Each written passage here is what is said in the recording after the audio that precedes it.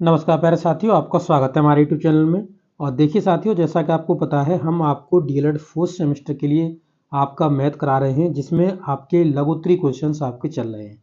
इससे पहले हमने आपके वर्गकलवी क्वेश्चंस को करा दिया, आपके फिर अतिलघुत्तरी क्वेश्चंस पूरे करा दिए, और आज आपका लघुत्तरी क्वेश्चन के अंतर्गत आज वीडियो नंबर 10 आपका जाने वाला है। तो इससे पहले कि अगर आपने वीडियोस नहीं देखे हैं तो आप जरूर देख लीजिएगा।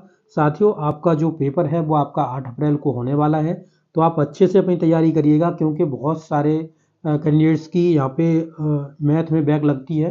और आपको पता है आपका फोर्थ सेमेस्टर है, और फोर्थ सेमेस्टर में आपका बैक लगने का मतलब है आप एक साल पीछे हो जाएंगे, तो आपको बहुत ज़्यादा दिक्कत हो जाएगी, आप आने वाली भर्तियों में भाग नहीं ले पाएंगे। तो चलिए साथी, वीडियो को स्टार्ट करते हैं। अच्छे से देखिएगा, और अच्छे से मैं सभी क्वेश्चनों को समझाया हूँ, डिटेल में सभी क्वेश्चंस को मैंने सॉल्व कराया है। तो चलिए साथी, वीडियो को स्टार्ट करते हैं। तो देखिए साथियों, ये आपका क्वेश्चन है। इससे पहले के सभी क्वेश्चंस मैं आपको करा चुका हूँ। इस क्वेश्चन को आप अपनी स्क्रीन पे देख सकते हो। क्वेश्चन में लिखा हुआ है कि किसी कक्षा में 8 बालिकाओं की ऊंचाई सेंटीमीटर में क्रम से दी गई है। तो यहाँ पे आप देख सकते हो, एक बालिका की 140 सेंटीमीटर की है, 142 सेंटीमीटर, 135, 33, 37, 150, 148, 138।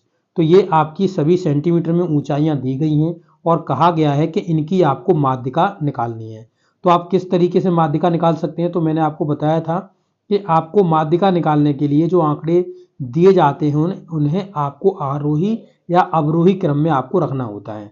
तो मैं इन्हें आरोही क्रम में लगा देता हूं, यानी असेंडिंग ऑर्डर में आपको लगा देता हूं। आप लिखेंगे आरोही क्रम में लिखने पर। ठीक है, तो इसमें सबसे छोटा देखिए क्या है, तो 133 हमें सबसे छोटा दिख रहा है। इसके बाद आप देखेंगे तो 135 नंबर दिख रहा है सबसे छोटा, इसके छोटे से बड़ा। और इसके बाद देखेंगे 133 गया, 135 गया, फिर 135 के बाद 137 है, तो 137। ठीक है, 137 लिख दिया। इसके बाद आप देखेंगे तो यहाँ पर 137 के बाद 138, तो 138। ठीक है, 138 के बाद आपका यहाँ पे आ जाएगा कितना, तो 140 आ जाएगा, 140। फिर अगला आंकड़ा आपके पास है 142 का, 142। फिर आपके पास है 142 भी गया, 142 के बाद 148, 148 आपका। ठीक है, 148 के बाद आपका आ जाएगा 150। ठीक है, 150। अब ये टोटल नंबर कितने हैं, तो ये है टोटल आपके 8। ठीक है, तो 8 यानी n बराबर आपका है 8। 8 क्या है, सॉरी यहाँ पे 2 लिख गया, 8, n बराबर 8 है। तो 8 मतलब सम संख्या है, और सम संख्या के लिए आपको क्या सूत्र लिखाया था साथियों, तो आपको सम संख्या आपकी है और आपको माध्यिका निकालनी है। तो माध्यिका निकालने के लिए आपको क्या करना पड़ेगा सम संख्या के लिए, तो n/2 वे पद का मान। ठीक है, वे पद का मान। ठीक है, और फिर आपको लगाना होता है प्लस में n/2 प्लस 1।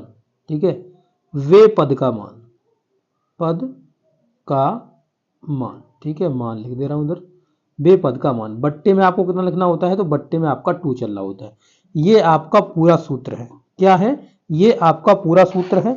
अब इसमें आप देखेंगे तो n कितना आपका आया 8। 8 में आप 2 का भाग देंगे, ये वाला पद।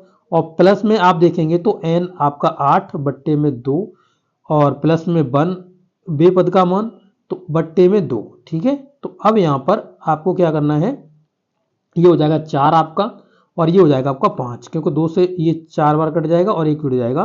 तो आपका चौथा पद, ठीक है, 4वें पद का मान, और प्लस में आपके 5वें पद का मान, बट्टे में आपको 2 रखना है। ठीक है, तो यहाँ पे चौथा पद कौन सा है, तो आप गिन लीजिए, एक पहला ये हो गया, दूसरा, तीसरा और चौथा। चौथा यानी 138, और पांचवा आपका कितना है, तो 140। 138 और 140 को जोड़ना है, 2 का भाग देना है, तो 138, ठीक है, प्लस 140, इनको जोड़ना है, बट्टे में 2 का भाग देना।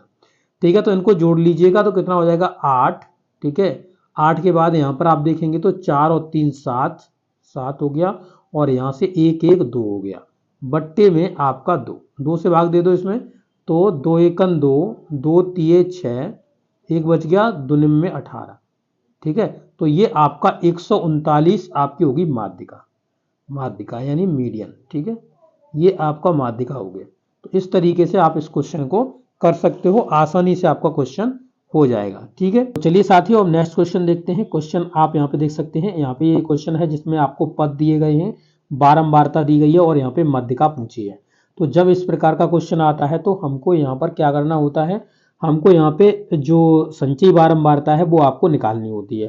ठीक है, तो यहाँ पे आप पद निकालेंगे, पद दिए हुए हैं आपको। ठीक है, यहाँ पे आपको फ्रीक्वेंसी दी गई है और यहाँ पे इसको आपका कम्युलेटिव फ्रीक्वेंसी दी गई है।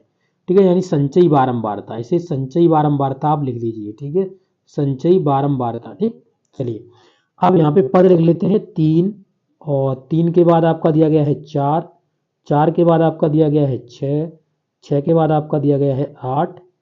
ठीक है, 8 दिया गया है, 8 के बाद आपका 12 दिया गया है। ठीक है, ये आपका 6 है। चलिए तो अब यहाँ पे आपकी फ्रीक्वेंसी लिख लेते हैं, कितने बार, 2 फ्रीक्वेंसी दी गई है 3 की, 4 की फ्रीक्वेंसी आपको 5 दी गई है, और 5 इसके बाद 6 की फ्रीक्वेंसी आपको 4 दी गई है, और यहाँ पे 8 की 5 दी गई है, और यहाँ पे 12 की आपको 3 दी गई है।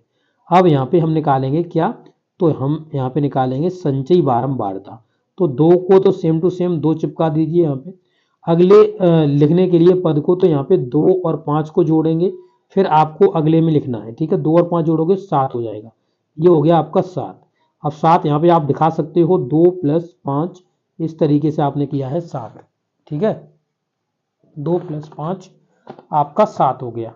ठीक है, तो इस तरीके से आप इसको लिख सकते हो। ऐसे ही नेक्स्ट जब आप लिखेंगे तो आप क्या लिखेंगे, तो यहाँ पर आपका 7 और 5 जुड़ के, 7 और 4 जुड़ के बनेगा, 7 4 11 होता है। यहाँ पे आप दिखा सकते हो 7 और 4 आपने जोड़ा हुआ है। ठीक है, इसी तरीके से 5 और आपका 11 हो जाएगा, तो 11 5 या 5 11 आपका कितना हो गया, 16 हो जाएगा।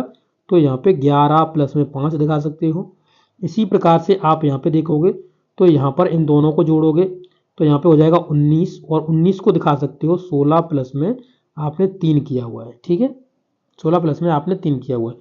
अब यहाँ पे जो फ्रीक्वेंसी टोटल नंबर ऑफ इसके जोड़ोगे तो आपके कितना आएंगे, n बराबर, आप यहाँ पे देखोगे तो 8 3 और 5 8, 8 और 4 12, 12 और 5 17, 2 19, ये कितने आएंगे, 19 आएंगे। ठीक है, 19, और 19 एक कैसी संख्या होती है, तो 19 एक विषम संख्या होती है। यहाँ पर भी आप देख सकते हो ये टोटल n है आपकी, तो यहाँ पर आपका 19 एक विषम संख्या है। और जब विषम संख्या होती है तो आपको सूत्र क्या लगाना होता है, ये आपका जो सूत्र होता है वो होता है n, मध्यिका के लिए n + 1/2, वे पद का मान।